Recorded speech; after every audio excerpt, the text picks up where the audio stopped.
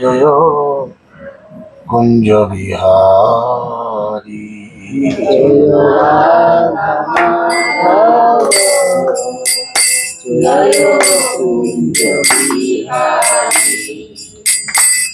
जय गोपी जनवल्लभ जय गिरिवरधारी जय गोपी जनवल्लभ जय गिरिवरधारी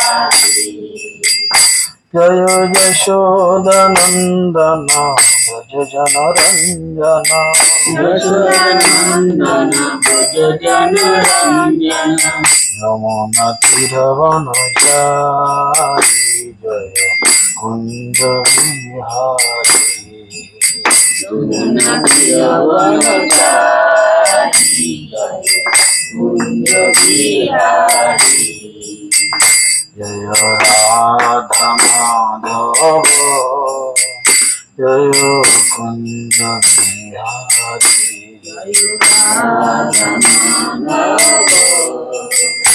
जय कुंज बिहारी हरे कृष्ण कृष्ण कृष्ण हरे हरे हरे राम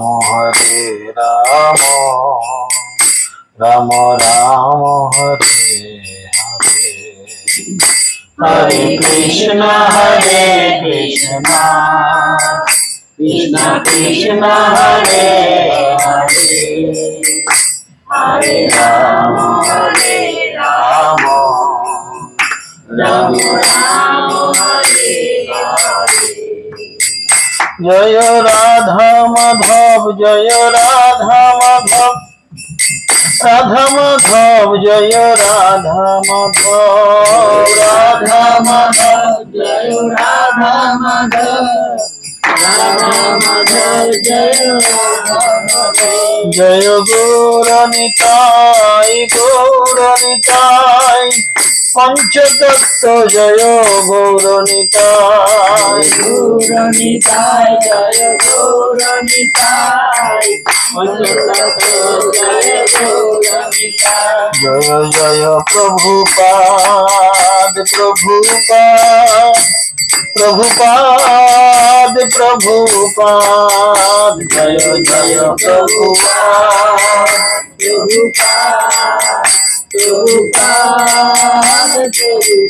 जय जय गुरुदेव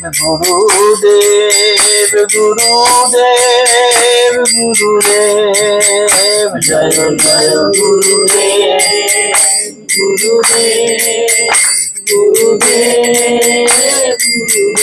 निताई गौर हरि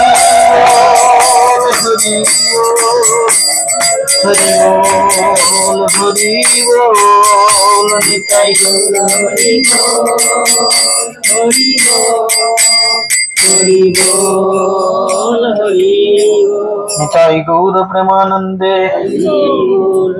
ओम अज्ञानं तिमिरन्धस्य ज्ञानञ्जनशलाकया चक्षुरुन्मिलितं येन तस्मै श्रीगुरवे नमः नमो विष्णुपादाय कृष्णपृष्ठाय भूतले श्रीमते जयपताका स्वामिनिति नामिने नमो आचार्यपादाय निताय कृपाप्रदायिने गौरकथा धामोदाय नगरग्रामतारिणे नमो विष्णुपादाय कृष्णपृष्ठाय भूतले श्रीमते भक्तिवेदांत स्वामिनिति नामिने नमस्ते सरस्वती देवे गौरवाणी प्रचारिणे निर्विशेष शून्यवादे पश्चात्तदेशकारिणे जय श्री कृष्ण चैतन्य प्रभु नित्यानंद श्री अद्वैत गदाधर शिवासदि गौर भक्तवृंद हरे कृष्णा कृष्ण कृष्ण हरे हरे हरे राम राम राम हरे हरे ओम नमो भगवते वासुदेवाय ओम नमो भगवते वासुदेवाय ओम नमो भगवते वासुदेवाय नारायणं नमस्कृतं नरं चैव नरोत्तमं देवीं सरस्वतीं व्यासं ततो जयमुदीरयेत् मुखं करोति वाचालं पङ्गुं लङ्घयते गिरिं यत्कृपातमहं वन्दे श्रीगुरुं जगदारणं परमानन्दमाधवं श्रीचैतन्येश्वरं श्रीचैतन्यमनोभीष्टं स्थापितं येन भूतले स्वयं रूपकदा मह्यं ददाति च वदान्तिकं नित्यप्रायशोद्वेष नित्यं भगवते शिवय भगवती दत्तं श्लोके भक्तिर्भवति निष्ठितया श्रीकृष्णचैतन्य प्रभु नित्यानन्द श्री अद्वैत गदाधर शिवासदि गौरभक्तवृंद। हरे कृष्ण कृष्ण कृष्ण हरे हरे हरे राम राम राम हरे हरे। हरे कृष्ण। तो সকলকে রথযাত্রার অগ্রিম প্রীতি শুভেচ্ছা অভিনন্দন। আগামী রবিবার শ্রী জগন্নাথ দেবের রথযাত্রা আপনারা সকলেই অবগত রয়েছেন।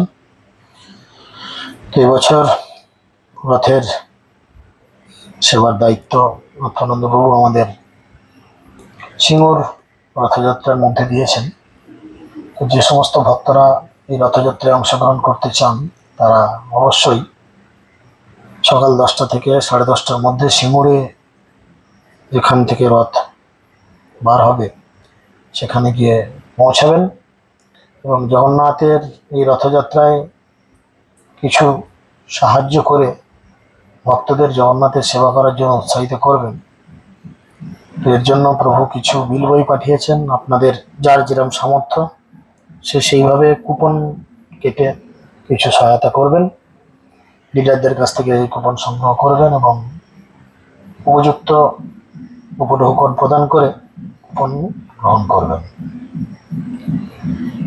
তো আমরা প্রত্যেক দিন চৈতন্য চরিতামৃত থেকে কিছু মহাপ্রভুর লীলা কথা শ্রবণ করেছি।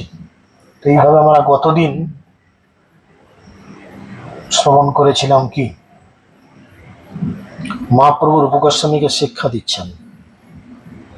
প্রয়াগে আমরা সবাই জানতে পেরেছি যে এখন যে বৃন্দাবনে আমরা যে সমস্ত মন্দির যে সমস্ত ভগবানের লীলাস্থলী দর্শন করি সে সব কিছুই চৈতন্য মহাপ্রভুর দুই প্রধান অন্তরঙ্গ পার্ষদ শিল রূপ গোস্বামী এবং শিল সনাতন গোস্বামী এই দুজনের কৃপা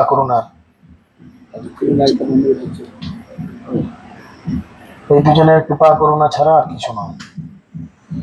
তো সেই জন্য মহাপ্রভু কি করেছিলেন, দুইজনকে রিচার্জ করে দিয়েছিলেন। মোবাইলের যেমন রিচার্জ হয় না, 1 বছরের রিচার্জ, 6 মাসের রিচার্জ, 3 মাস বা 84 দিনের রিচার্জ, 28 দিনের রিচার্জ, 23 দিনের রিচার্জ, এরকম রিচার্জ হয়। তো মহাপ্রভু রূপ গোস্বামীকে রিচার্জ করেছিলেন কোথায় না প্রয়াগে। কয়দিন ধরে রিচার্জ করেছিলেন আমরা কালকে জানতে পেরেছি। মহাপ্রভু 10 দিন ধরে রিচার্জ করেছিলেন। সনাতন গোস্বামী রূপ গোস্বামীকে 10 দিন ধরে প্রয়াগে রিচার্জ করেছেন মানে কি, মহাপ্রভু সেই শুদ্ধ ভক্তি বা শুদ্ধ ভক্তের কি লক্ষণ, কিভাবে আমরা শুদ্ধ ভক্তি লাভ করতে পারি, আর সৌভাগ্যক্রমে সেই শুদ্ধ ভক্তি লাভ করে আমরা সেই শুদ্ধ ভক্তিকে কি করে আমাদের নিজেদের কাছে রাখতে পারি, তার কিছু কৌশল তিনি বলে দিয়েছেন, তাই না? হয়তো দেখবেন অনেকে এরকম মানুষ আছে জীবনে বহু টাকা ইনকাম করলো কিন্তু জীবনের শেষ বয়সে গিয়ে হয়তো তাকে তার দয়ায় জীবন কাটাতে হলো, কেননা সে সেই ধরনের অর্থ যে উপার্জন করেছে সেই অর্থগুলোকে সে যত্ন সহকারে রাখেনি বা উপযুক্ত জায়গায় ব্যবহার করে। সেটা মহাপ্রভুর কৃপা বা গুরুদেবের কৃপা, বৈষ্ণবেদের কৃপা এই জগতের মধ্যে সবসময় আমাদের ওপর বর্ষিত হচ্ছে। তো সেইটাকে গ্রহণ করে রাখার কৌশল মহাপ্রভু আমাদের শিক্ষা দিয়েছেন রূপ গোস্বামীর মাধ্যমে। আমরা কালকে জানতে পেরেছি রূপ গোস্বামী পাদকে তিনি জীবের স্বরূপ শিক্ষা দিয়েছেন এবং সর্বশেষ কালকে আমরা জানতে পেরেছি মহাপ্রভু বলেছেন ব্রহ্মাণ্ড ভূমিতে কোনো ভাগ্যবান জীব গুরু কৃষ্ণ প্রসাদে পায় ভক্তিলতা বীজ। তাই অনেক অনেক জীবন কাটানোর পরে অনেক অনেক সৌভাগ্যের ফলে সাধুগুরু বৈষ্ণবের কৃপায় আমরা শ্রী গুরুদেবকে লাভ করতে পারি। অল্প ভাগ্যে আমরা কিন্তু লাভ করতে পারি না। তাই তিনি বলেছিলেন যে জীব তার কর্ম অনুসারে বিভিন্ন ব্রহ্মাণ্ড ভ্রমণ করে, কখনো সে উচ্চতর লোকে উন্নীত হয়, কখনো নিম্নতর লোকে অধোগতিত হয়। ভালো কাজ করলে উচ্চতর লোকে যায়, স্বর্গ আদি পৌঁছায়, খারাপ কাজ করলে নরক রয়েছে তার জন্য। এইভাবে ভ্রমণরত অসংখ্য জীবের মধ্যে কোন একজন সৌভাগ্যবান জীব। গীতাতে কৃষ্ণ বলেছেন, মনুষ্যনাং সহস্রেষু কশ্চিৎ যততীত সিদ্ধ হয়। অর্থাৎ মানুষ, লক্ষ লক্ষ মানুষের মধ্যে কদাচিৎ একজন বৈষ্ণব পাওয়া যাবে, তাই না? তো সেই সম্পর্কে তিনি কালকে শুদ্ধ ভক্ত তার কি যোগ্যতা সেটা বলেছেন, যে কোটি জ্ঞানী জোগাড় করলে তার মধ্যে একজন বেরোবে, সেরকম একজন জ্ঞানী নয়, কোটি জ্ঞানীকে রেডি করলে একজন মুক্ত পুরুষ বেরোবেন, আবার কোটি মুক্ত পুরুষকে এক কাজে করলে একজন কৃষ্ণ ভক্ত বেরোবে। তাহলে কৃষ্ণ ভক্ত কত দুর্লভ সেটা আমাদের এই শ্লোক থেকে আমরা একটা সাধারণ আইডিয়া পাচ্ছি, তাই না?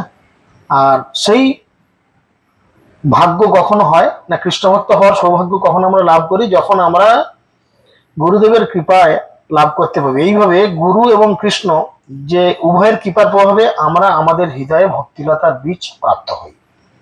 এই যে দীক্ষার সময় কি করেন, দীক্ষাকালে গুরু করে আত্মসমর্পণ, সেই কালে দীক্ষাকালে শিষ্য করে আত্মসমর্পণ, সেই কালে গুরু তারে করে আত্মসম। দীক্ষার সময় এই ধরনের কথা বলা হয় যে দীক্ষার সময় শিষ্যরা গুরুদেবের চরণে আত্মসমর্পণ করেন, আর তখন গুরুদেব তার কৃপায় তাদের আত্মসম নিজের মতো করে গ্রহণ করে তাদের সমস্ত অপরাধ ধুয়ে মুছে ভগবানের কাছে পাঠানোর জন্য রেডি করে দেয়। তুমি ফুটো ফাটা একটা নৌকা নিয়ে গিয়ে মাঝির কাছে হাজির করলে, মাঝি বললো, আরে এই নৌকা তো মানে নদীতে নামানো যাবে না, তো নামালেই ফুটো দিয়ে জল ঢুকে তোমার নৌকা ডুবে যাবে।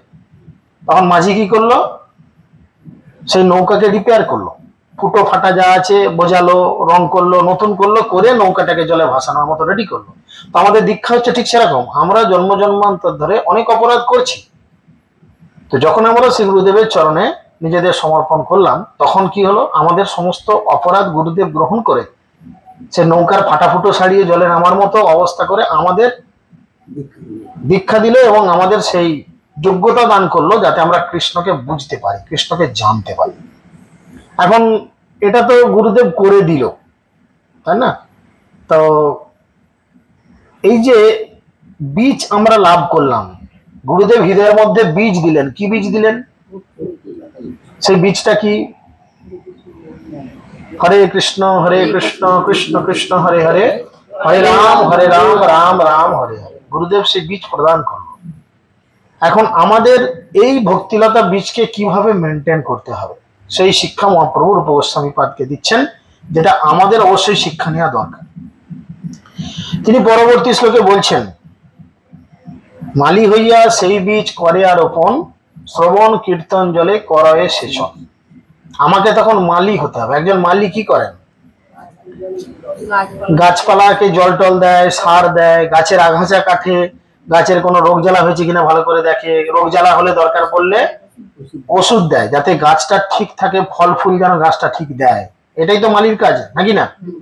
তো আমাদের ভক্তি জীবনে আমরা গুরুদেবের কাছ থেকে বীজ পেলাম, কিন্তু পেয়েই যে আমাদের সবকিছু হয়ে গেল তা নয়। কিন্তু গুরুদেবের কাছ থেকে বীজ পেলাম মানে আমরা এই স্কুলের শিশু শ্রেণীতে ভর্তি হলাম, বুঝতে পেরেছেন? এখন শিশু শ্রেণীতে ভর্তি হলেই তো আপনি মাধ্যমিক পাস বলা যাবে না। তাহলে মাধ্যমিক পাস করতে গেলে 1 2 3 4 করে আপনাকে 9 পর্যন্ত এসে তবে মাধ্যমিক দিতে পারবেন ক্লাস 10।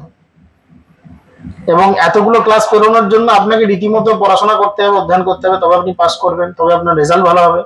না করলে কি হবে?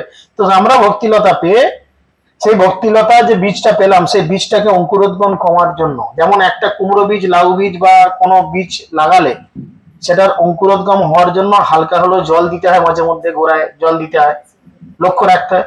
ঠিক সেরকম এই ভক্তিলতা বীজকে বাড়ানোর জন্য আমাদের শ্রবণ আর কীর্তন, শ্রবণ মানে শোনা, কীর্তন মানে মুখে কিছু বলা, শ্রবণ কীর্তন জলে করয়ে সেচন। শুনতে হবে। কি শুনতে হবে? এই জগতে তো অনেক কিছু শব্দ আছে, লাড়ে লাপ্পা মারে ধাপ্পা, অনেক গান রয়েছে, অনেক কিছু শব্দ রয়েছে, কিন্তু কি কথা কানে শোনা উচিত আর কি কথা বলা উচিত? কৃষ্ণ কথা শোনা এবং বলা উচিত, কিন্তু আমরা কি তাই করছি?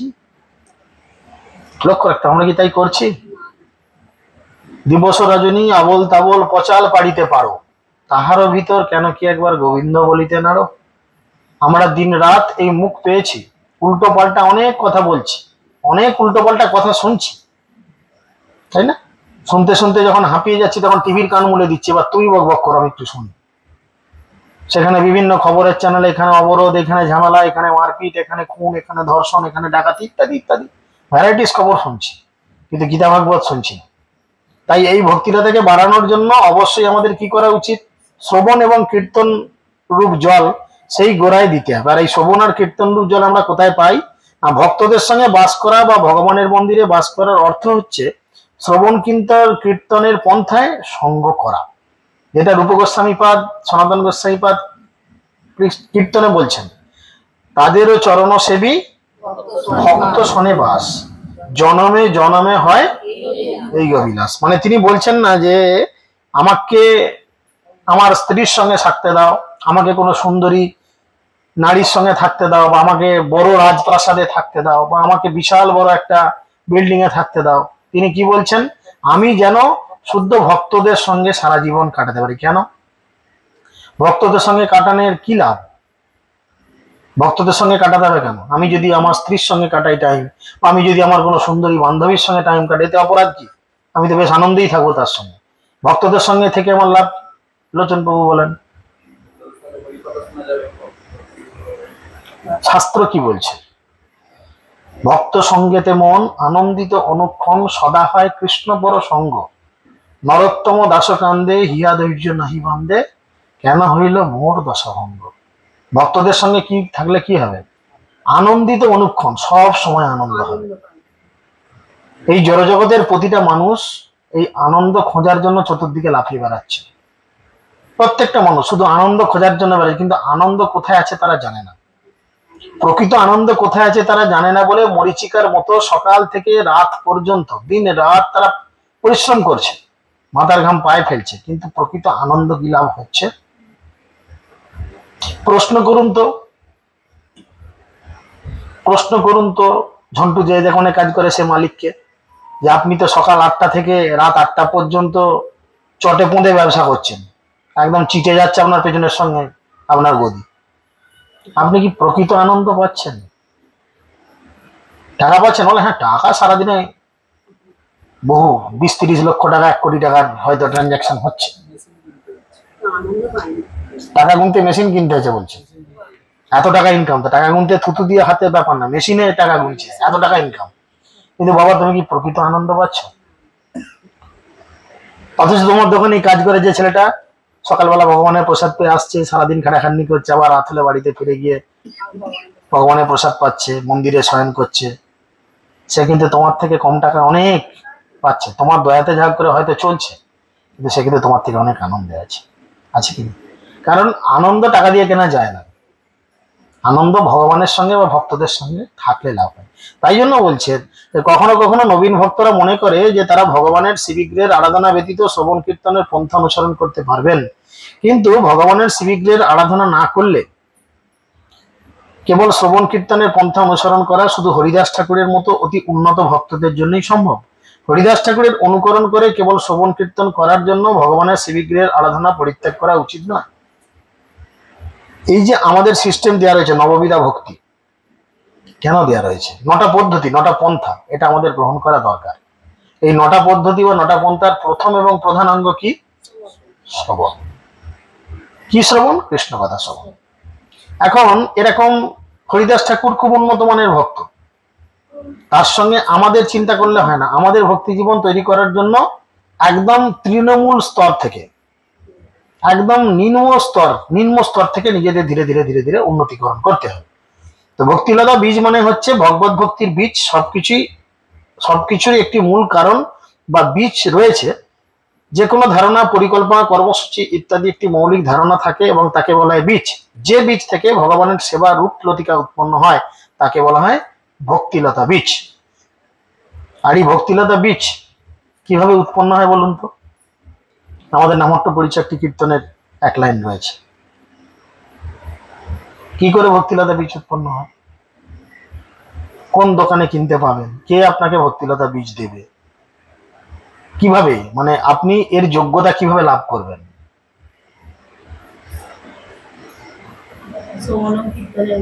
না, আমি শূন্যস্থান দিচ্ছি, আপনারা পূরণ করুন। আপনারা তো কীর্তন ভালো করেন অনেকে। প্রেম লতিকার মূল। শেষ লাইনটা বলুন, আগের লাইনটা বলুন। শুদ্ধ ভক্ত বলুন। চরণরেণু ভজন অনুকূল প্রেম তাহলে প্রথম লাইন কি বললেন? শুদ্ধ ভক্ত, চরণরেণু। শুদ্ধ ভক্ত চরণ রেণু প্রেম লতিকারও মূল, তাই না?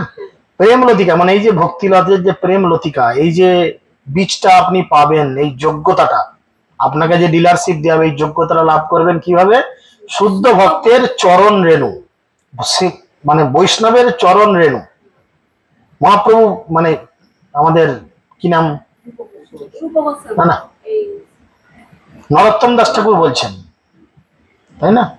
বৈষ্ণব চরণ রেণু ভূষণ করিয়া তনু যাহা হইতে অনুভব হয়। বৈষ্ণব চরণ রেণু মানে বৈষ্ণবের পায়ের ধুলো, ভূষণ করিয়া তনু, ভূষণ মানে গয়না। আপনারা শরীরে অনেক গয়না পরছেন, নাকে, কানে, মাথায়, গলায়, কোমরে, পায়ে, বিভিন্ন জায়গায় মানুষ গয়না পরে, পরে না? মায়েরা গয়না কত জায়গায় পরে। তো এই গয়না আপনার কি বাড়ায়? আপনার সৌন্দর্যকে বাড়ায়। এখন ভক্তি জীবনে আপনি যদি ভক্তির সৌন্দর্যকে বাড়াতে চান, তাহলে বৈষ্ণবের চরণ ধুলোকে আপনার শরীরে গয়না করতে হবে। বৈষ্ণবের চরণ ধুলি আপনার গয়না করতে হবে, এবং সেই গয়না আপনার কিভাবে হবে? বৈষ্ণব চরণ রেণু ভূষণ করিয়া তনু যাহা হইতে অনুভব হয়। ফিলিং, কি ফিলিং হবে? এই যে কৃষ্ণকে ভুলে গেছি আমরা, যার কৃপায় কৃষ্ণকে লাভ করতে পারবেন, যার কৃপায় আমরা কৃষ্ণকে লাভ করতে পারবো, তার সেই জন্য তিনি বলছেন সেটা হচ্ছে পাওয়া যায়, এবং যার কৃপা আপনি গুরুদেবকে লাভ করতে পারেন। এবং এই সময় আপনাকে চিন্তা করতে হবে যে আমার এই যে লতা গাছটা উৎপন্ন হলো, এই লতা গাছটাকে আমি এইটুকুই রেখে দেবো, না একে বাড়িয়ে আমি মাচায় তুলবো? একটা কুমড়ো চারা বা একটা লাউ চারা বা লতানে গাছ, আমি উদাহরণস্বরূপ বলছি, তো সেই লতানে গাছের প্রকৃত ফলন ভালো হয় কোথায় উঠলে? যখন সেই গাছটাকে কোনো অবলম্বন দিয়ে মাচায় তুলে দেওয়া হলো, তো মাচাতে বাঁশ বা কিছু ডালা দেওয়া রইলো, তারতে সুন্দর সুন্দর কুমড়ো, লাউ বা ইত্যাদি ধরলো, ডালপালা ছড়ালো, বেশ ভালো হলো। এখন আপনার লক্ষ্য রাখতে হবে, আপনার হৃদয়ের মধ্যে গুরুদেব যে ভক্তিলতার বীজ বপন করে দিয়েছেন, এই লতাটাকে বাড়িয়ে আপনাকে নিয়ে যেতে হবে কোথায়? মাচায়। আর এখানে এই মাচা হচ্ছে গোলক বৃন্দাবন, এখানে এই মাচাটা হচ্ছে গোলক বৃন্দাবন। কিভাবে যাবেন? বলছে উপাজিয়া বারেলতা ব্রহ্মাণ্ড ভেদি যায়, বিরজা ব্রহ্মলোক ভেদি পরম বোমে পায়। অর্থাৎ এই ভক্তিলতা বীজটিকে জল সেচন করার ফলে বীজটি অঙ্কুরিত হয়, এবং ভক্তিলতা ধীরে ধীরে বাড়তে বাড়তে ব্রহ্মাণ্ডের আবরণ ভেদ করে। আমরা সকলেই জানি ব্রহ্মাণ্ডের যে আবরণ, ভাগবতম যারা পড়েছেন, এক একটা আবরণ এক একটার থেকে কত গুণ বেশি, কে বলবেন? ব্রহ্মাণ্ডের বর্ণনা রয়েছে ভাগবতম। আমাদের উপরে রয়েছে আকাশ, জল, তাই না? বিভিন্ন মন্ডল রয়েছে, এগুলো একটা এক একটার থেকে কত মাপ বলা রয়েছে, ভাগবতমের মাপ বলা রয়েছে একটা একটার থেকে। ভাগবতম অনেকে শেষ করে ফেলেছেন, উত্তর দিন, নাহলে কি করে হবে? একটা এক একটার থেকে 100 গুণ বেশি। সমুদ্রের যে জল, তার 100 গুণ বেশি হচ্ছে আকাশ। এই দুটো জিনিস আমরা চোখের সামনে দেখতে পাচ্ছি, আর বাকিগুলো চোখের সামনে দেখতে পাচ্ছি না। শাস্ত্র কথাকে আমাদের বিশ্বাস করতে হচ্ছে। তো দেখুন, শাস্ত্র যে সঠিক বলছে এটা কি করে আপনারা বুঝবেন? আমরা যারা একটু লেখাপড়া করেছি, আমরা কি জানি? পৃথিবীর কত ভাগ জল, কত ভাগ স্থল? 3 ভাগ জল 1 ভাগ স্থল। তাহলে 3 ভাগ জল আইডিয়া করে নিন, তাহলে আকাশটা কত বড়? জলের থেকে বেশি না কম? তাহলে বুঝতে পারছেন শাস্ত্র যেটা বলছে এটা সঠিক। তো সেই জন্য একটা এক একটা তার থেকে 100 গুণ বেশি বড়। 7টা সমুদ্রের কথা বলেছে, কিন্তু আমরা এই জগতে একটি সমুদ্র দেখতে পাচ্ছি, লবণ সমুদ্র। এরপরও আরো 6টি সমুদ্র রয়েছে, মিষ্টি জলের সমুদ্র আছে, ইক্ষু সমুদ্র আছে, লবণ সমুদ্র আমরা এখানে পেয়েছি, আপনার দধি সমুদ্র আছে, ক্ষীর সমুদ্র আছে, এরম রয়েছে 7টা সমুদ্র, যার জন্য আমরা ছেলেবেলায় বলেছি 7 সমুদ্র, এটা হচ্ছে কারণ। তো সেই যে বিরজা, এই যে ব্রহ্মাণ্ডের উপরে আমরা যে ভূলোকে রয়েছি, আমরা যেখানে রয়েছি এর নাম হচ্ছে ভূলোক। এর উপরে 6টা লোক, নিচে রয়েছে 7টা লোক। 7টা লোক কি কি? কালকে ক্লাসে বলেছি, বলেন কি কি? অতল, বিতল, সুতল, রসাতল, তলাতল, মহাতল, পাতাল, 7টা। ঠিক আছে, সবার শেষে পাতাল। আর পাতালের থেকে অনন্ত দূরে রয়েছে সেই দারুণ জায়গা যেখানে সবার গতি। কি বলেন তো?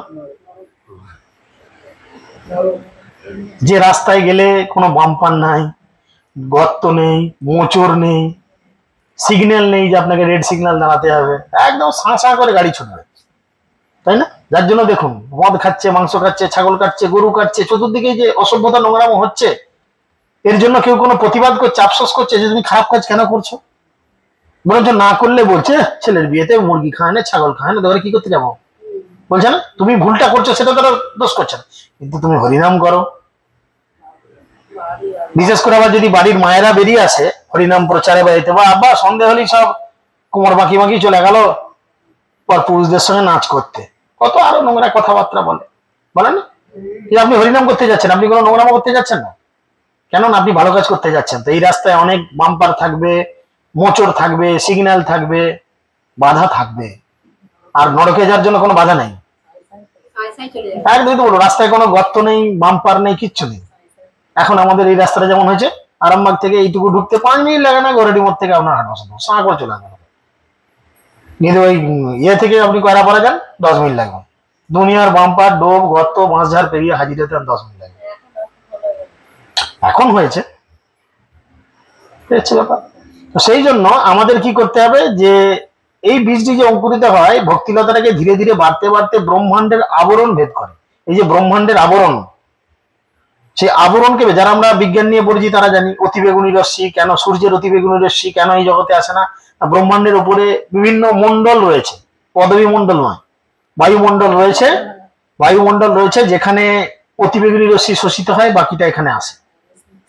ঠিক আছে, তো সেরকম কিছু মণ্ডল আছে, যারা বিজ্ঞান নিয়ে পড়েছে ছেলেমেয়েরা তারা জানে এই বিষয়গুলো। তো সমস্ত কিছু আবরণ ভেদ করে, এই 6টা লোককে ভেদ করে সে গিয়ে কোথায় ব্রহ্মাণ্ড ভেদ করে। আর ব্রহ্মাণ্ড ভেদ করে প্রথমেই রয়েছে কে? বিরজা। বৈকুণ্ঠের গড় খাই যাকে বলে বিরজা, মানে ভগবানের ধামে প্রবেশ করার ওটা একটা বর্ডার, ওটা একটা বর্ডার, মানে নদী দিয়ে ভগবানের ধামকে ঘেরা রয়েছে। সেই ভগবানের ধাম 5 তলা, মানে 5টা লোক সেখানে রয়েছে। সেখানে একটা লোক নেই, 5টা লোক রয়েছে। সেই বিরজা পার করে আপনি যখন সেই বিল্ডিংটার কাছে গেলেন, সেই বিল্ডিংটার নিচে তলায় ফার্স্ট ফ্লোর, মানে গ্রাউন্ড ফ্লোরে রয়েছে কে? বৈকুণ্ঠ। 5 তলা বিল্ডিং, মানে 5টা ধাপ, 5টা তলা। প্রথম তলায় রয়েছে বৈকুণ্ঠ। এইটা মাথায় ছক এঁকে নিতে হবে, যে কারণ আপনি যদি সেই জায়গাটা সম্পর্কে আইডিয়া না পান, মৃত্যুর পরে সৌভাগ্যবশত যদি পৌঁছান, সেখানে গিয়ে তো আপনি দিশেহারার মতো ঘুরবেন, আমি কোন তলায় যাব, তাই না? বড় বড় বাইরে ডাক্তার দেখাতে গেলে দেখবেন লেখা আছে ফার্স্ট ফ্লোরে হাড়ের ডাক্তার, সেকেন্ড ফ্লোরে গাইনি ডাক্তার, থার্ড ফ্লোরে চোখের ডাক্তার, আর 5 তলায় নিউরো ডাক্তার, আর 6 তলায় মরণের ডাক্তার। ওখান থেকে ঝাঁপি দাও, সমস্ত শান্তি। লেখা থাকে তলায় ফার্স্ট ফ্লোর, সেকেন্ড ফ্লোর, হানা তানা করে লেখা থাকে। তো ঠিক সেরকম এখানে ফার্স্ট ফ্লোরে রয়েছে বৈকুণ্ঠ, যেখানে বিরাজমান রয়েছেন লক্ষ্মীনারায়ণ। লক্ষ্মীনারায়ণ বিরাজমান রয়েছেন, ওখানে লক্ষ্মীনারায়ণ রয়েছেন, এখানেও রয়েছেন। তো বৈকুণ্ঠে প্রথমে রয়েছেন লক্ষ্মীনারায়ণ, যেখানে শ্রীমতী লক্ষ্মী দেবী ভগবানের সেবা করছেন। বৈকুণ্ঠ মানে সেখানে গেলে আর কোন রকম কুণ্ঠ নেই, মানে কোনো কষ্ট নেই, আর কোনো কষ্ট নেই। আর ঠিক তার উল্টো দিকে নরকে আপনি যখন এলেন, এই কালকে বলছিলাম, সব লাইন ধরে দাঁড়িয়ে আছে, জিজ্ঞেস করছে কিরে, তাদের জিজ্ঞেস করলো কিরে সুকুমার তুই কল মল্লি রে? বলে দেখো না দাদা, 1 মাস আগে গলায় দড়ি লিয়েছি, এখনো আমার বিচার কিছু হয়নি। হাতে ওটা কি না, হাতে কুপন দিয়ে গেছে, বলেছে সব প্যান্ট জামা খুলে রেডি থাকো, তোমাদের ব্যবস্থা হবে ভেতরে নিয়ে। কারণ ওখানের বিচার এরকম। ভাগবতমের বর্ণনা পড়বেন, এদের লজ্জার কিছু নেই। কি করবো, আমাকেও বলতে বাধ্য, যেটা গ্রন্থে লেখা আছে আমি সেটাই বলছি। কারণ সেখানে শাস্তি এইভাবেই প্রদান করা হয়, কি পুরুষ কি মহিলা কাপড় চোপড় পরিয়ে নয়, উলঙ্গ করে দমে পিটবে, মানে ঠেঙানোর সুবিধা। আপনি যদি শাড়ি পরে থাকেন, আমরা স্কুলে আগে করতাম, আমাদের স্কুলে মাস্টারমশাই ছিল খুব আনাড়ি, পড়া না পারলেই মানে দাঁড় করিয়ে একদম পদের পাশে মারবে, সবাই বিশাল লাগতো। আর যখনই লাঠিটা চালাতো, আমরা খুব বুদ্ধিমান ছিলাম, এরকম করে এগিয়ে যেতাম, আর প্যান্ট গুলোর পেছনটায় পড়তো, মানে তেমন লাগতো না, হালকা করে লাগতো। তাহলে যমরাজ কিন্তু এই বুদ্ধিটা জানে যে বাংলার মানুষ বা পৃথিবীর মানুষ তো খুব চালাক, মারতে যাবো পেছনটা এগিয়ে দেবে, তাহলে বেশি লাগবে না, তার থেকে সব খুলে ঠ্যাঙাতে থাকো, কত এগোবি কত পেছবি, যা পড়বে তোর গায়ে পড়বে, তুই এগুলোও পড়বে পেছনেও পড়বে, তুই কোথায় গিয়ে তিনি জানেন, যার জন্য তিনি সব প্রসেস রেডি করে রেখেন আমাদের জন্য। তো সেই জন্য প্রথম তলায় গিয়ে আমরা পাই বৈকুণ্ঠ, ঠিক আছে। দ্বিতীয় তলা, তারপরে দ্বিতীয় তলায় প্রবেশ করি, সেখানে পাই অযোধ্যা। অযোধ্যায় কে রয়েছেন? রাম সীতা। রাম সীতা রয়েছেন, সেখানে প্রবেশ। তারপরে দ্বিতীয় চতুর্ভুহ, না নারায়ণ না, দ্বিতীয় চতুর্ভুজ, সেখানে ভগবানের অন্তরঙ্গ পারিষদ বর্গ এবং ভগবান বিভিন্ন রূপে সেখানে অবস্থান করছেন। তারপরে প্রথম চতুর্ভুজ, যেখানে অনিরুদ্ধ, শঙ্কর্ষণ ইত্যাদি চারজন থাকেন, প্রদ্যুম্ন এইভাবে থাকে। তো প্রথম চতুর্ভুজ চারটে গেল। শেষে রয়েছে সেই জায়গা গোলক বৃন্দাবন। শেষে রয়েছে গোলক বৃন্দাবন, একদম 5 তলায় টপ ফ্লোরে গোলক বৃন্দাবন। সেখানে কে কে রয়েছেন? শ্রীমতী রাধারানী এবং ভগবান শ্রীকৃষ্ণ। সেই টপ ফ্লোরে আপনি পৌঁছাবেন। এখন টপ ফ্লোরে উঠে দুটো অপশন পাবেন। টপ ফ্লোরে উঠে আপনি দুটো অপশন পাবেন, দেখবেন দুটো দরজা, এরকম দুটো পাশাপাশি দরজা। একটায় রাধাকৃষ্ণ আছে আর একটায় রয়েছেন চৈতন্য মহাপ্রভু। দুটো দরজা। এখন আপনি কোন দরজা চয়েস করবেন? যার জন্য দীক্ষার সময় দেখবেন ফর্ম ফিল আপ যখন করা হয়, আপনাকে প্রশ্ন করা হয় যে আপনার কোন লীলা পছন্দ, গৌর লীলা না কৃষ্ণ লীলা। আপনি যে লীলা বলবেন, আপনার দীক্ষার পরে নামও কিন্তু সেই লীলা অনুযায়ী নাম হবে। যিনি গৌর লীলা বলেন, মহাপ্রভুর কোন নাম অনুসারে তার দীক্ষিত নাম হন। যিনি কৃষ্ণলীলা বলেন, তার কৃষ্ণলীলা অনুযায়ী তার কোন নাম। বুঝা গেল? তো সেখানে গিয়ে দুইটি দরজা দেখবেন। এখন আপনাকে বিচার করতে হবে, আপনি জীবনে যদি কোনো অপরাধ করেন, আমরা যেহেতু ভক্ত হয়েছি, গলায় তুলসী মালা রয়েছে, গুরুদেবের কাছে দীক্ষা পেয়েছি, আমরা অপরাধ করলে হয়তো আমাদের নরকে যেতে হবে না, এটা ঠিক। নরকে আমরা কেউ যাবো না, সাংঘিক একদম গ্যারান্টি। কিন্তু অপরাধ করলে তার শাস্তি আমাদের পেতে হবে। ভগবান শ্রীকৃষ্ণ নিজে শাস্তি ঘোষণা করবেন। আপনি যখন গোলক বৃন্দাবনে গিয়ে পৌঁছাবেন, তখন কৃষ্ণ আপনার খাতা খুলবে। অবশ্যই মারবেন কেন?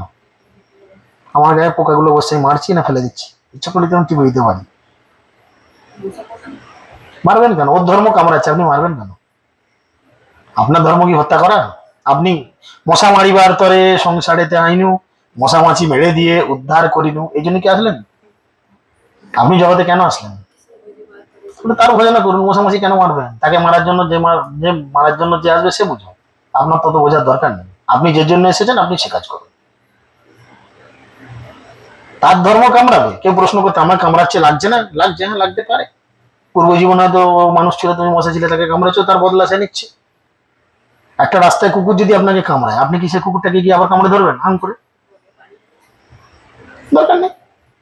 তো যাই হোক, তো সেখানে গিয়ে পৌঁছালেন, আপনাকে এটা ভাবতে হবে যে এখানে গেলে রাধাকৃষ্ণ, কৃষ্ণ কিন্তু আমার প্রতিটা কর্মের ফল অনুযায়ী আমাকে আগে দাঁড় করাবে, যে তুমি এসেছো বলি তোমার ঘর ঢুকিয়ে নেবো তা নয় বাবা। তোমার প্রতিটা কর্মের হিসেব আমি নেবো, তুমি কেন করেছো, এর জন্য তোমার শাস্তি আছে। আর পাশের যে দরজাটা আছে মহাপ্রভুর যে কুঠির বা মহাপ্রভুর যে গুফা বা মহাপ্রভুর যে অঙ্গন রয়েছে, সেখানে মহাপ্রভু দাঁড়িয়ে আছে। তিনি কিছু জিজ্ঞেস করবেন না, তিনি একটা কথাই বলবেন, তুই এসেছিস ঢুকে। আপনাদের চয়েস, এখানে তো অন্য কেউ কিছু বলবে না। না না, এটা আপনাদের চয়েস। তা বলে এই নয়, দেখুন এইটা চিন্তা করে আবার সপ্তম অপরাধ নাম অপরাধ হবে। নাম বলে বাপ আচরণ, ও আমরা অপরাধ করব, হরিনাম করবো, মহাপ্রভুর কাছে গিয়ে ঢুকে পড়বো, মহাপ্রভু ছেড়ে দেবেন, এটা চিন্তা করা কিন্তু 7 নম্বর নাম অপরাধ। নাম বলে পাপ আচরণ, আপনি জেনে শুনে পাপ করছেন, জেনে শুনে পাপ করছেন। লক্ষ্মীবাবু কিছুদিন আগে কাচার খেলো, হাত পা ছেঁড়া হয়ে গেল, থেঁতো হয়ে গেল, ঠিক আছে। উনি না জেনে অ্যাক্সিডেন্ট হয়েছেন, পড়েছেন, থেঁতো হয়েছে, কষ্ট হয়েছে, ঠিক আছে। কিন্তু জেনে যদি ওকে বলা হতো লক্ষ্মী তোর হাতটা এখানটা থেঁতো করবো, এখানে আয় একবার, কেমন লাগতো? ওর কেমন হতো জিজ্ঞেস করুন, প্যালপিটেশনটা এই রে ঘষবে। এই আমাদের ব্যাঙ্গালোরে গেছিলাম, পরীক্ষার হচ্ছে, কারেন্টে শর্ট দিয়ে পরীক্ষা হচ্ছে, বলছে এবারে আপনাকে 10 বার কারেন্টে শর্ট দেওয়া হবে। কি রে 10 বার শর্ট দিবি? মুখের দিকে হাঁ করে দেখি, 10 বার শর্ট দিবি কি রে ভাই? হ্যাঁ একটু সহ্য করুন। হিন্দিতে বলছে একটু সহ্য করুন, ভালো কথা। সে আঙুলের মাঝে তার ঢুকিয়ে কারেন্ট চালু করেছে, চড়াং করে মারছে, আমরাও তিনি গোলা উঠছে। পরীক্ষা হচ্ছে, নার্ভের পরীক্ষা হচ্ছে, এটাই পদ্ধতি, কিছু করার নেই। তাহলে জেনে শুনে ভয় তো লাগবেই, কিন্তু না জেনে যদি ছেঁড়া তারা হাত দিয়ে একবার ঝটাং করে মালো ছেড়ে দিলাম, আতঙ্ক ততটা লাগবে। ঠিক সেরকম আমরা জেনে শুনে যদি ভুল করি, তাহলে কিন্তু সেই অপরাধ আমাদের বেশি ভোগ দেয়। তাই না? যে মহাপ্রভু আমাদের কৃপা করে সমস্ত অপরাধ খণ্ডন করে গ্রহণ করে না, আপনার না জেনে, এই যে ধরুন আপনি যেটা প্রশ্ন করলেন, ধরুন কোন অবস্থায় পোকাটাকে তাড়াতে গিয়ে হয়তো ঘষা হয়ে গেল, হত্যা হলো, তাহলে এগুলো আমার না জেনে অপরাধ হয়ে যাচ্ছে, আমি চাইছি না, অনিচ্ছাকৃত অপরাধ হচ্ছে, এগুলো হয়তো ভগবান ক্ষমা করবেন, কিন্তু তার পাপের ফল ভুগতে হবে। আমি জেনে শুনে করলাম কি না জেনে করলাম, তার ফল আমাকে ভুগতে হবে। কিন্তু হরিনাম করার ফলে, কলিযুগে হরিনাম করার ফলে সমস্ত অপরাধ দূরীভূত হয়ে যায়, কোনো অপরাধ থাকে না। তো সেই জন্য এখানে তিনি বলছেন যে চিৎ জগতের মধ্যবর্তী বিরজা নদী অতিক্রম করে ব্রহ্মলোক বা ব্রহ্ম জ্যোতি ভেদ করে পরম ব্রহ্ম বা চিৎ জগতে গিয়ে পৌঁছায়। এখন এই তো নদীতে, আমি তো অনেক আগের কথা বলে ফেললাম, এই তো চিৎ জগতে গিয়ে সেই 5 তলা বিল্ডিং এর গোড়ায় গিয়ে আপনার ভক্তিলতা পৌঁছান, ওখানেই শেষ নয়। তবে যায় তদুপরি গোলক বৃন্দাবন কৃষ্ণচরণ কল্প বৃক্ষে করে আরোহণ। ওই 5 তলা বিল্ডিং আপনাকে উঠতে হবে, গিয়ে 5 নাম্বার যে টপ ফ্লোর, সেখানে রাধা মাধব রয়েছেন, সেই শ্রী শ্রী রাধা কৃষ্ণের চরণে এই ভক্তিলতাকে নিয়ে গিয়ে পৌঁছাতে হবে। তবে আপনার মাচায় গাছ উঠলো, এরপরে ফল ফুল ধরবে, এখনো ফল ফুল ধরেনি, গাছকে এখানে পৌঁছাতে হবে, এরপরে ফল ফুল নিয়ে যাবে। গাঁদা গাছ লাগিয়েছেন, গাঁদা গাছ, আর গাঁদা গাছ লাগানোর সঙ্গে সঙ্গে কিছুদিন পরই একটা কুঁড়ি চলে আসে, যদি সেই ফুলটা নেন গাছটার ঝাঁড়া ঝুঁড়ি হয় না। গাছটাকে বেশ ঝাঁড়া ঝুঁড়ি করতে গেলে, প্রচুর ফুল পেতে গেলে কি করতে হয়, ডগগুলো ভেঙে দিতে হবে, তাই না? তাহলে গাছটা বেশ ঝাঁড়া ঝুঁড়ি হবে এবং প্রচুর ফুল হবে। ঠিক সেরকম আপনি প্রথমেই ফল পেতে পারবেন না, একে বাড়িয়ে বাড়িয়ে আগে সেই মাচা বা কৃষ্ণের চরণে নিয়ে যেতে হবে। তারপর তার উপরে গোলক বৃন্দাবনে পৌঁছায় এবং সেখানে শ্রীকৃষ্ণের চরণ রূপ কল্পবৃক্ষ সে আরোহণ করে। তাহা বিস্তারিতে হইয়া ফলে প্রেম ফল ইহা মালি সেচে নিত্য শ্রবণাদি জল। গোলক বৃন্দাবনে সেই ভক্তিলতা বিস্তারিত হয়ে কৃষ্ণ প্রেম রূপ ফল প্রদান করেন, আর এখানে মালি সেই লতাটির গোড়ায় নিত্য শ্রবণ কীর্তন আদি জল সিঞ্চন করেন। গাছের গোড়ায় সে কিন্তু জল দিতে থাকে, আপনি মনে করছেন না, তার মানে কি ভগবান আপনাকে কৃপা করেছেন, গুরুদেবের কৃপায় আপনি হরিনাম দীক্ষা, ব্রাহ্মণ দীক্ষা, পৈতা পেয়ে গেছেন, যজ্ঞ করতে পারছেন, সব পারছেন, এখন আর আপনার কিছু করার দরকার নাই। আপনি এখন আমি কি হনুরে চিন্তা করে সব ছেড়ে দিয়ে মরলি মারছেন, ব্যবসা নিয়ে মেতে রয়েছেন, তাহলে কিন্তু আপনার কাছে ফল ধরবে না, তাহলে কিন্তু ফল ধরবে না। কন্টিনিউ শ্রবণ কীর্তনের জল দিয়ে যেতে হবে গোড়াতে, তবে কিন্তু গাছটা খুব সুন্দর করে ফল ফুল ধরবে। এখন এই গাছে কখন সে গাছ সেখানে পৌঁছানোর পরও শুকিয়ে যায়, মহাপ্রভু খুব সুন্দর করে বলছেন, যদি বৈষ্ণব অপরাধ উঠে হাতি মাথা উপরাবে ছিন্ডে তার শুকিয়ে যায় পাতা। যদি আমাদের ভক্তিলতাটা কত সুন্দর উঠলো, গাছ কত সুন্দর হলো, মাচায় গাছ উঠে একদম সবুজ লগলগ করছে, এবার হয়তো ফুল ফল আসবে, হঠাৎ দেখছেন গাছটা শুকাতে আরম্ভ করলো, তার মানে কি কিছু একটা হয়েছে, হ্যাঁ কি না? আমরা কি ভাববো কিছু একটা হয়েছে গাছটায়, তাহলে গাছটা কেন শুকিয়ে যাচ্ছে ধীরে ধীরে, সে কারণটা খুঁজতে হবে। গাছে কোনো জীবাণু সংক্রমণ হলো বলে গাছটা এরম নষ্ট হয়ে গেল, না গাছের গোড়াটাকে উপরে দিয়ে আবার রেখে দিয়েছে তার জন্য এরম হলো, না খুব বেশি এদিক ওদিক ঝামেলা পড়েছে যার জন্য রোগের প্রকোপে এরম হয়েছে, খুঁজতে হবে। আমাদের জীবনে অনেক সময় বৈষ্ণব অপরাধ আসে, যে বৈষ্ণব অপরাধ গুলো আসার ফলে কি হয়, আমাদের ভক্তিলতাটা ধীরে ধীরে শুকিয়ে, আমরা বুঝতে পারি না, প্রথম প্রথম বুঝতে পারি না, প্রথম প্রথম বোঝা যায় না। আমি অপরাধ কিছু করছি, দেখছি দিব্যি আছি, কোনো অসুবিধা হচ্ছে না, তা নয়, প্রথম প্রথম বোঝা যায় না, ধীরে ধীরে বোঝা যায় আপনার ভক্তিলতাটা শুকিয়ে যাচ্ছে। তো সেই জন্য আমাদের তখন কি হয়, তাতে মালি যত্ন করি করে আবরণ অপরাধ হস্তির জয়ছে না হয় উদগম।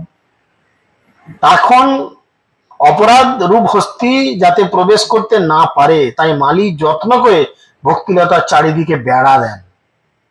আমাদেরও ভক্তি জীবনে প্রবেশ করে যেন বৈষ্ণব অপরাধ কিছু না হয়, তার জন্য আমাদের বেড়া দিতে হয়। কিসের বেড়া দেবেন? বাঁশের বেড়া, লোহার নেটের বেড়া, কিসের বেড়া? না, কিসের বেড়া? কিসের বেড়া দেবেন বলেন লোচন বাবু, বলেন কিসের বেড়া দেবেন? ঝাড়ের বাঁশ থাকলে নিয়ে এসে গোটা কথা গুঁজে দেবেন? ভক্তরূপ বেড়া দ্বারা পরিবেষ্টিত থাকতে হবে, কারোর তত্ত্বাবধানে থেকে ভক্তি জীবন থাকতে হবে।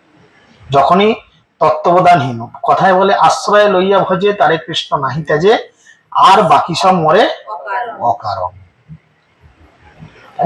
ভক্তি জীবনে প্রবেশ করে যখন কেউ সাধুগুরু বৈষ্ণবের সম্পর্কে খারাপ ভালো চিন্তা করে, অপরাধের প্রথম এবং প্রধান হচ্ছে সমালোচনা। ভগবান নিজে বলছেন, মনুষ্যনাং সহস্রেষু কশ্চিৎ যততি সিদ্ধায়। লক্ষ লক্ষ মানুষের মধ্যে একজন হয়তো বৈষ্ণব পাওয়া যায়, আর তুমি কিনা সেই বৈষ্ণবের নামে নিন্দা মন্দা করছো। বৈষ্ণব আমার কত প্রিয়, তাই না? বৈষ্ণব মম পরাণ, এরকম একটা কথা আছে। তাহার হৃদয় সদা গোবিন্দ বিশ্রাম, গোবিন্দ কহেন কি? বৈষ্ণব হচ্ছে আমার প্রাণ, বৈষ্ণব হচ্ছে আমার জীবন, আর তুমি সেই বৈষ্ণবকে নিয়ে নোংরা কথা বলছো, নোংরা কথা চিন্তা করছো, তার সম্পর্কে উল্টো পাল্টা ভাবছো। তো সেই জন্য আমাদের সুন্দর করে শাস্ত্র লিস্ট দিয়েছেন যে এর থেকে রক্ষা পাওয়ার উপায় কি। 10 বিধ নাম অপরাধ। আমরা নাম অপরাধ সম্পর্কে জানি। নাম অপরাধ জানেন কে কে? হাত তুলুন। 10 বিধ নাম অপরাধ জানেন কে কে? আপনি জানেন না? তাহলে হাত তোলেন। আপনারা অনেকেই জানেন না, পড়বেন। যে আমরা এই যে হরিনামে আসছি, আপনারা এই যে আসছেন, অথচ বাকিদের মতো এগোতে পারছেন না কেন?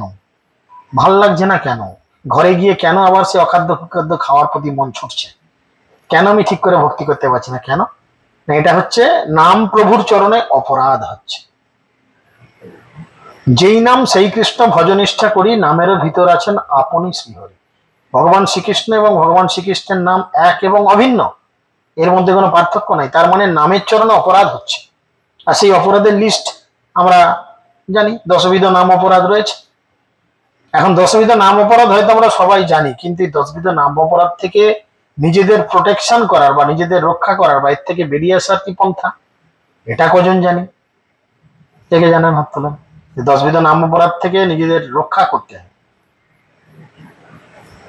যাই হোক, এগুলো ছোটখাটো না, এগুলো বড় বড় ক্লাস, একদিনে এক্ষুনি বলা সম্ভব নয়। আর পরবর্তী কখনো কোনো ক্লাস হলে আমরা আলোচনা করতে পারি। আগে থেকে বললে এটা প্রিপেয়ার হয়ে আসা যায়।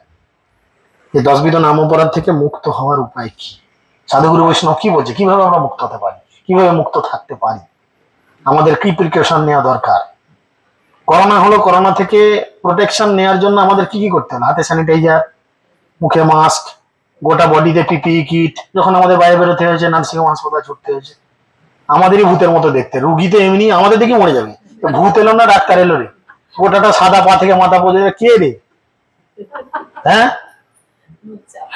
আরে মুখ চাপা তো পরের কথা, মুখ পরে কে চিনতে পারবো? পা থেকে মাথা গোটাটা চাপা। ভেতরে যে আমাদের কি হচ্ছে আমরাই বুঝছি, ঘেমে তো নেই একাকার। আমাদের মতো যদি রোগা পাতলা মানুষ হয়, তার তো দফা সারা হয় না। তাহলে প্রোটেকশন ঠিক সেরকম 10 বিধ নাম অপরাধের জন্য আমাদের প্রোটেকশন নিতে হবে। তার প্রোটেকশন কি মহাপ্রভু সুন্দর করে বিস্তারিত বর্ণনা করেছেন। তাই সেই ভক্তিলতার চারিদিকে বেড়া দেন। ভক্তিলতা যখন বাড়তে থাকে তখন চারপাশের বেড়া দিয়ে ভক্তকে তার রক্ষা করতে হয়। শুদ্ধ ভক্তরা এইভাবে কনিষ্ঠ ভক্তকে রক্ষা করেন। যারা কনিষ্ঠ ভক্ত, তাদের প্রতি আমাদের দায়িত্ব কি? তাদের রক্ষা করা। মহাপ্রভু সেই সিস্টেম দেখিয়েছেন। সিনিয়র ভক্তদের উচিত কি? জুনিয়র ভক্তদের খোঁজ নেওয়া। মহাপ্রভু সেটা দেখিয়েছেন। যারা বৃন্দাবন গেছেন, 3 দিন 4 দিন আগের ক্লাস ইউটিউবে দেখবেন রয়েছে, তো ওখানে বলছেন 3-4 দিন আগে আলোচনা কি করা হয়েছে, যে মহাপ্রভু খোঁজ নিচ্ছেন, আচ্ছা ওখানে রূপ সনাতন কিভাবে বৃন্দাবনে ভজন করছেন, তারা খেতে পাচ্ছে তো, কি পাচ্ছে, কিভাবে তারা ভজন করছে, তারা কোথায় শুচ্ছে। এটা একজন সিনিয়র ভক্তের কাজ, এটা একটা সিনিয়র ভক্তের রেসপন্সিবিলিটি, যে জুনিয়র ভক্ত সম্পর্কে খোঁজ নেওয়া। জুনিয়র ভক্ত তো খারাপ আচরণ করবেই, এটা তার অধিকার, তার এটা আচরণ স্বাভাবিক। যে ভক্ত হয়নি সে তো খারাপ আচরণ একটু করবেই আপনার সাথে, বিরক্ত দেখাবে, আপনার নামে আকাতা কুকথা বলবে। কিন্তু আপনি তো ভক্ত হয়েছেন, আপনি তার মতো আচরণ কেন করবেন? আপনি তো ভক্ত হয়েছেন, তাহলে আপনার আচরণ কিরম হওয়া উচিত, তার কে খোঁজ নেওয়া উচিত। হ্যাঁ গো, কমলা জপ করলে আজকে, আজকে কি ভগবানকে ভোগ লাগালে? আমার সামনে বসে একটু জপ করো তো দেখি, দুজন একসঙ্গে চলো জপ করি, চলো যে নাম মরতে যাই। তুমি এই মন্ত্রটা বলো তো, কতটুকু জানো দেখি। এটা একজন সিনিয়র ভক্তের কর্তব্য, জুনিয়র ভক্তকে এইভাবে অনুপ্রাণিত করা, যাতে সেও কৃষ্ণ ভক্তিতে ধীরে ধীরে ধীরে ধীরে আসতে পারে, উৎসাহিত হয়। কিন্তু সচরাচর আমরা এটা করি না। কারোর সঙ্গে একটু যদি মনোমালিন্য হয়ে গেল, তার মুখ দেখবো না, তার সঙ্গে কথা বলবো না, বেরো দূর। এই আচরণ ভক্তদের উচিত না। এই আচরণ অন্তত ভক্তদের উচিত না। এই আচরণ যদি কেউ করে, তাকে ভক্ত বলে গ্রহণ করা উচিত। এগুলো আমাদের শিক্ষা নেওয়া দরকার। কারণ আমরা মানুষ, ভুল আমরাই করি, একটা গরু ছাগল ভুল করে না, ভুল আমরাই করি। আর একজন বৈষ্ণব সবসময় অপরকে ক্ষমা করার চিন্তা ভাবনা বা মানসিকতা নিয়ে থাকে। এটা একজন বৈষ্ণবের এরম মেন্টালিটি হওয়া উচিত। যদি এই মানসিকতায় সমস্ত দেশ জগৎ তৈরি হতো, তাহলে আজকে দেশে দেশে ভাই ভাই, বন্ধু বন্ধুতে লাঠালাঠি, মারপিট, দাঙ্গাদাঙ্গি, খুনাখুনি হতো না, তাই না?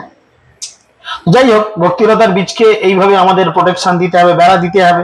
এখন আপনি তো গাছ লাগিয়েছেন, ছাগল গরু যদি মুখ দিয়ে ছিঁড়ে খেয়ে ফেলে তাহলে গাছ বাড়বে না। তাহলে আপনাকে বেড়া দিতে হবে, লক্ষ্য রাখতে হবে, এই তোর ছাগলটা আমার গাছ খাচ্ছে, বেঁধে রাখ, তোদের গরুটা এসে আমার গাছ নষ্ট করছে, বাঁধবি, বলতে হবে গরুকে বা ছাগলকে, তাড়াতে হবে।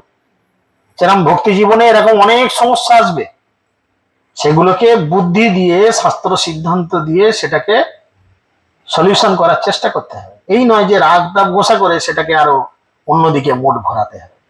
কোনো ভক্ত কোনো ভুল করলে তাকে শিক্ষা দিতে হবে, কিন্তু আমরা তাকে নিয়ে সমালোচনা করে ফেলি।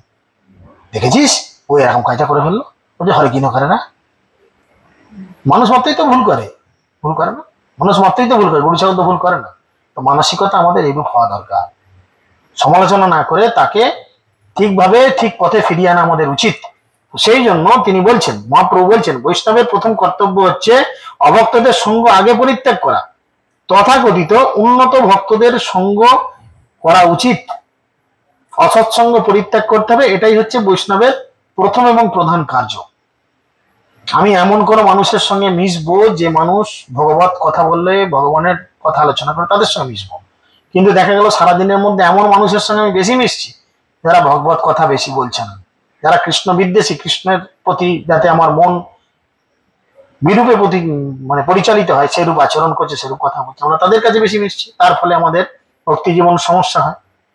তো সেগুলো উপদেশামৃতে রূপ গোস্বামী পাদ খুব সুন্দর করে বলেছেন। আমরা এরকম একটা ক্লাস পরবর্তীতে আসতে পারে। যেমন সেখানে তিনি বলেছেন যে আমাদের অধঃপতন হয় কিভাবে। উপদেশামৃতে বলেছেন, অত্যাহার প্রয়াজশ্চ প্রজল্পনী মাহের জনসংঘশ্চ লৌলঞ্চ সরবিদ ভক্তি বিনশ্বতি। 6টা তিনি সিস্টেম দিয়েছেন। নিম্নলিখিত 6টি কারণে আমাদের ভগবত ভক্তি বিনষ্ট হয়।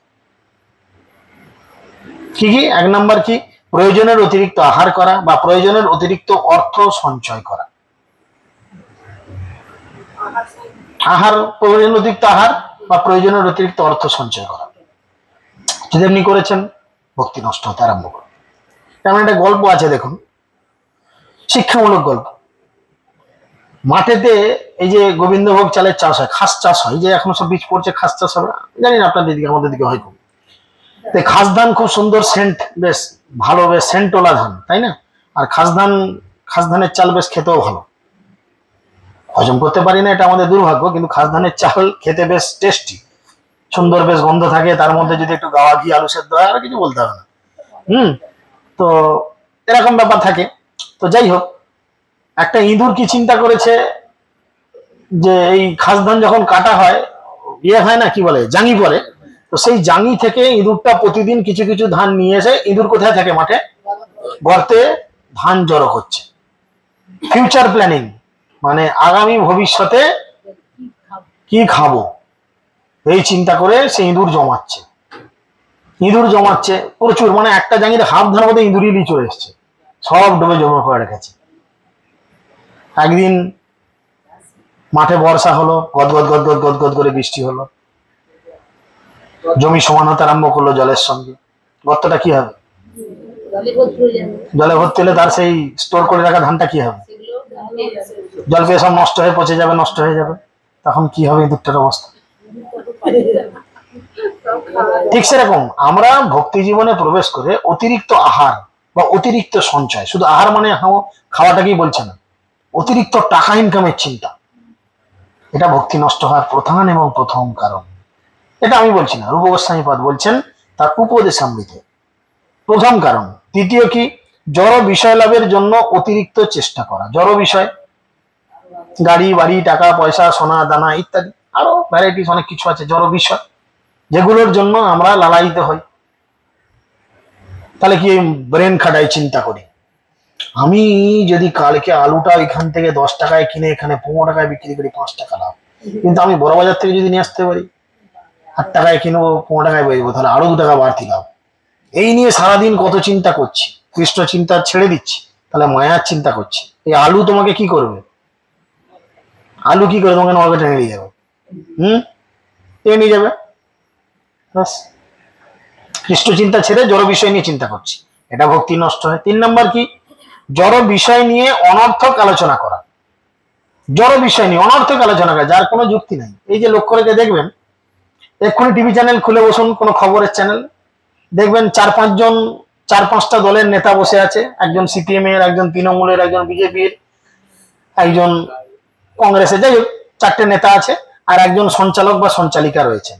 নিজেদের মধ্যে লাগিয়ে দিল, 2 ঘন্টা 3 ঘন্টা কুকুর ছাগলের মতো খেয়ে যে বকর ঝগড়া মারপিট লেগে যাওয়ার মতো হয়, এমন আরম্ভ হয়ে যায় টিভিতে। লক্ষ্য করে দেখলে ওরে মারপিট লেগে যাবে নাকি, হয় না?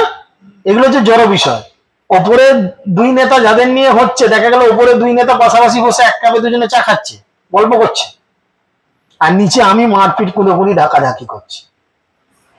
তাহলে অতিরিক্ত জড় বিষয় নিয়ে আলোচনা করলে ভক্তি নষ্ট হয়। আজকে আমি ভোটের নিয়ে এইগুলো নিয়ে বললাম, তাই এরকম অনেক আলোচনা আছে। বিকাল হলেই দেখবেন মেয়েরা রকে রকে, ছেলেরা ক্লাবের দুয়ারে দুয়ারে বসে গেল, বিড়ি টানতে টানতে, বা এরা আসন বুনতে বুনতে। কি আলোচনা হচ্ছে?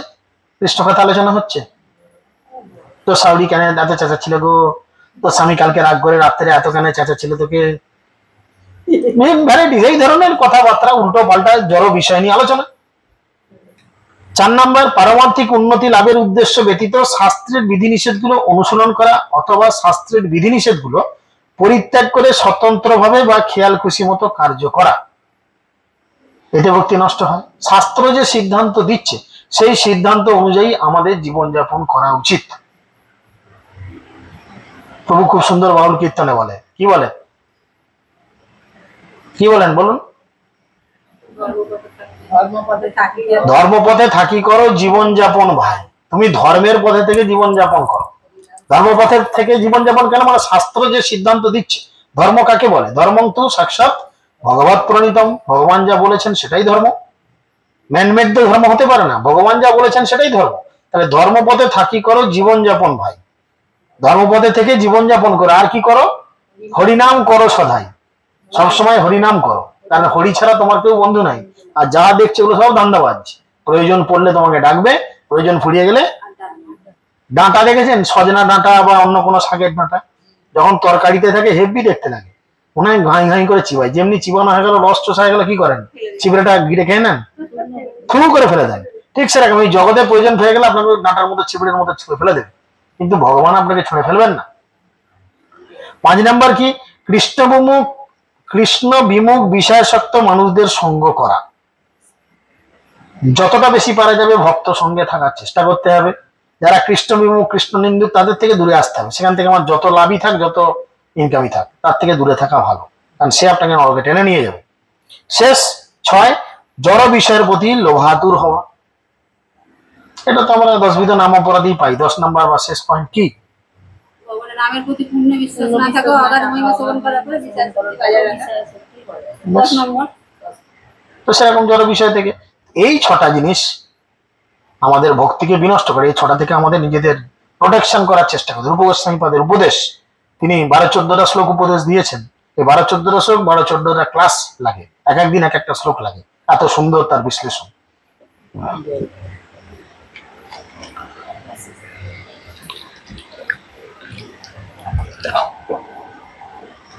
তার পরবর্তীতে কি বলছেন?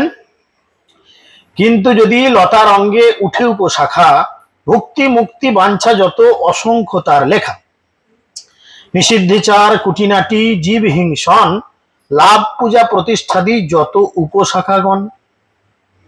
ভক্তি মুক্তি সিদ্ধি বাসনা নিষিদ্ধেচার কুটিনাটি জীব হিংসা লাভ পূজা প্রতিষ্ঠা ইত্যাদি হচ্ছে ভক্তিলতার অঙ্গের উপশাখা।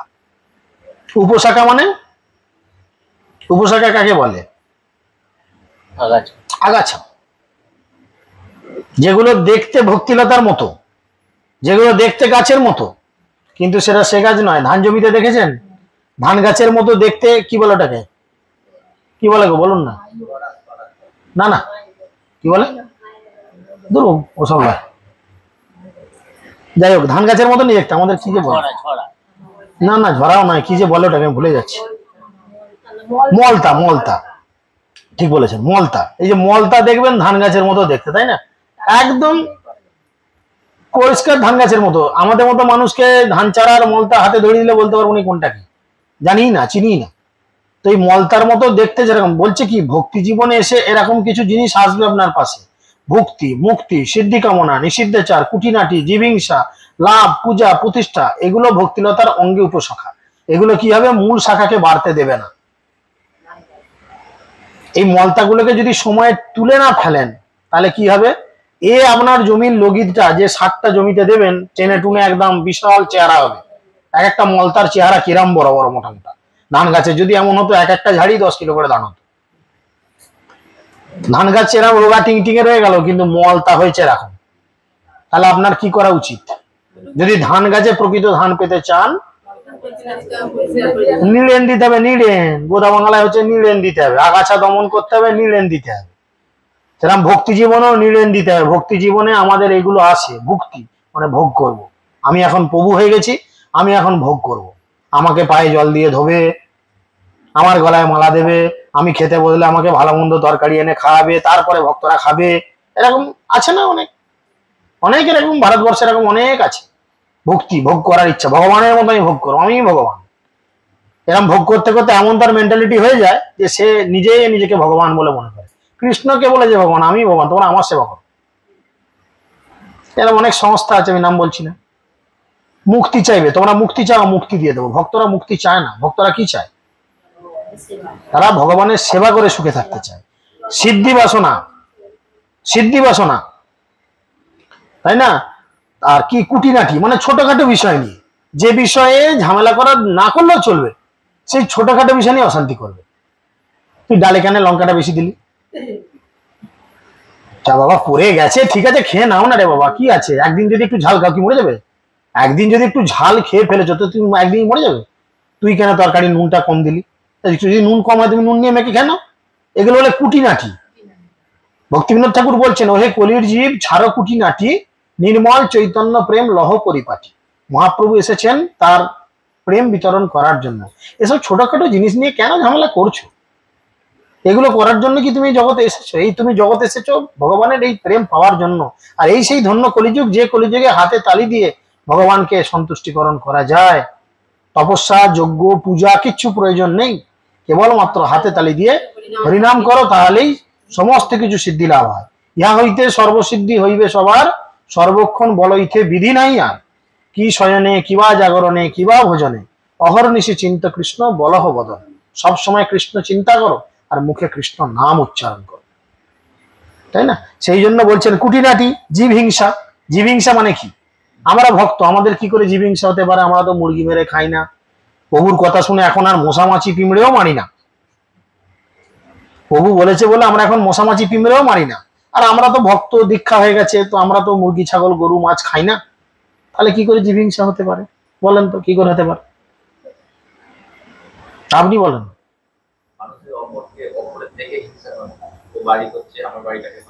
না, সেটাও জীব হিংসা। আপনি হয়তো সেটাও করেন না, আপনি শুনেছেন ক্লাসে, আপনি হয়তো সেটাও করেন না। বলেন, আইডিয়া করেন। জীব হিংসা, অপরের কাছে কৃষ্ণ কথা না বলা, এটা হচ্ছে জীব হিংসা। কারুর কাছে কৃষ্ণ কথা আপনি বলছেন না, তার মানে কি আপনি তাকে মুক্তি লাভের পথ দেখাচ্ছেন না। এমনও দুর্মতি সংসার ভিতরে পড়িয়া রহিনু আমি, তব নিজজন কোন মহাজনে পাঠাইয়া দিলে তুমি।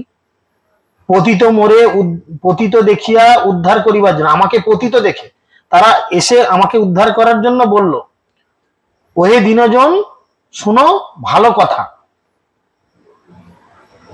ভালো কথা শোনো, কি না, তোমাকে উদ্ধার করার জন্য মহাপ্রভু চৈতন্য মহাপ্রভু নবদ্বীপে অবতারী। তোমাকে উদ্ধার করার জন্য মহাপ্রভু নবদ্বীপে এসেছে। সবকিছু ছেড়ে তুমি তার শরণ গ্রহণ করো, সে তোমাকে কৃপা করে উদ্ধার করবে। এটা হচ্ছে প্রচার। তার মানে কি আপনি কৃষ্ণ ভক্তিতে আসলেন অথচ ভগবানের কথা প্রচার করলেন না, লোকের মধ্যে ভগবত কথা প্রচারে সহায়তা করালেন না। এটা হচ্ছে সব থেকে বড় জীব হিংসা।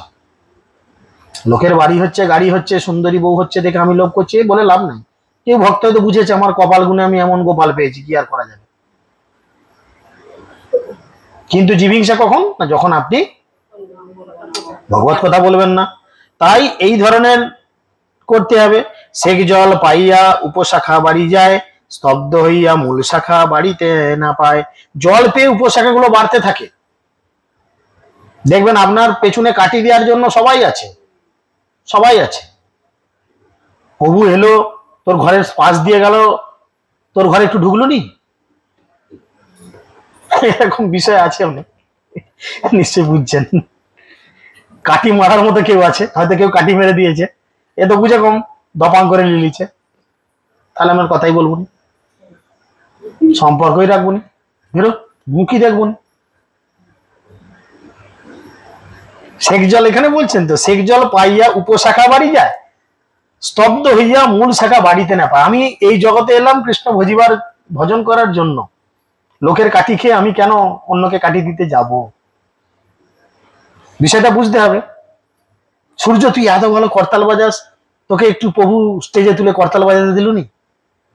কাঠি মারার লোক আছে, কিন্তু জগতে কাঠি মারার লোক আছে, ব্যাস দপাং করে নিয়ে নিল। ঠিকই তো, আমি তো এত ভালো করতাল বাজে, আমাকে দিলুনি। মূল বিষয়টা কি? তুমি কি করতাল বাজানোর জন্য বা ঝগড়া করার জন্য, অশান্তি করার জন্য জগতে, তুমি কেন জগতে এসেছো? তুমি জগতে এসেছো কৃষ্ণকে ভজনা করার জন্য। তাই এই জগতে আমরা এসেছি, জল পেয়ে উপশাখাগুলো বাড়তে থাকে এবং তার ফলে ভক্তিলতা বাড়তে পারে না। বলছে হরে কৃষ্ণ মহামন্ত্র কীর্তন করার ফলে, কীর্তন করার সময় কেউ যদি অপরাধ করে তাহলে এই জগতের উপশাখাগুলো বাড়তে থাকে।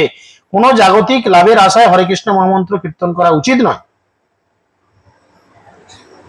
তাই হরে কৃষ্ণ মহামন্ত্রকে কি বলে? এই মহামন্ত্র হচ্ছে চিন্তামণি মহামন্ত্র। আপনি যা চিন্তা করতে করতে হরিনাম করবেন, ভগবান আপনাকে সেইটাই দিয়ে দেবে। আপনি জপের মালায় হাত দিয়ে চিন্তা করছেন, হরে কৃষ্ণ কৃষ্ণ কৃষ্ণ হরে হরে, হরে রাম রাম রাম হরে, মন চলে গেছে। সোনার দামটা বাড়লো, যদি আর 5,000 টাকা বাড়ে, মোটামুটি আমার যা স্টকে আছে এবছরই একখানা নতুন 4 চাকা নামাতে পারে। হরে রাম রাম রাম। ভগবান ভগবদ গীতায় বলছেন, যে যে জিনিসের প্রতি মানসিকতা বাড়ায়, আমি তার সেই জিনিসের প্রতি অচলা ভক্তি, অচলা শ্রদ্ধা বাড়িয়ে দিই।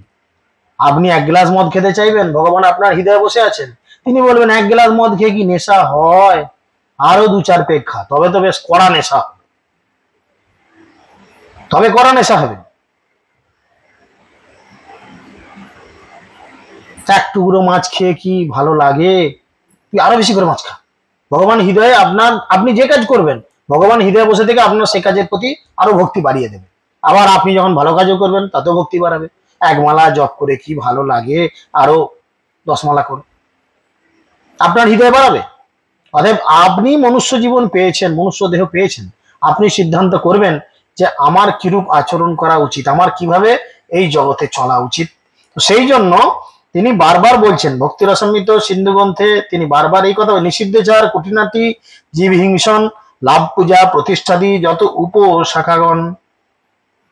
তাই আমরা কিভাবে, এখন এরকম পরিস্থিতি তো আমাদের সবার জীবনেই কম বেশি আছে, নেই এ কথা বলা ভুল, সবার জীবনই আছে।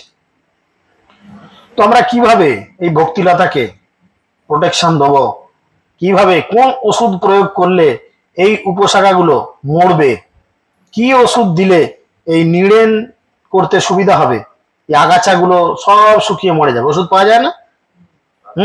মলতা মারা, কত কি ওষুধ পাওয়া যায়।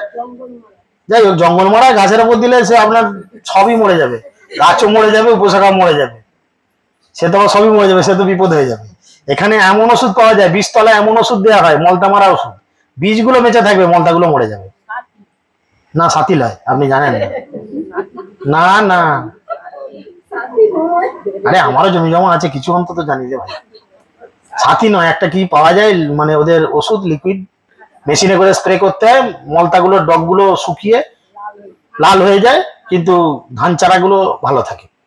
তো সেরকম ওষুধ স্প্রে করতে হবে, আমার ভক্তিলতাটা ঠিক থাকবে, অথচ বাকি জিনিসগুলো নষ্ট হয়ে যাবে। সেগুলো কি আমরা আগামী ক্লাসে জানবো, আগামী দিন। তো আজকের আলোচনা এখানে বিশ্রাম। হরে কৃষ্ণ কৃষ্ণ কৃষ্ণ হরে হরে, হরে রাম রাম রাম হরে হরে। আজকের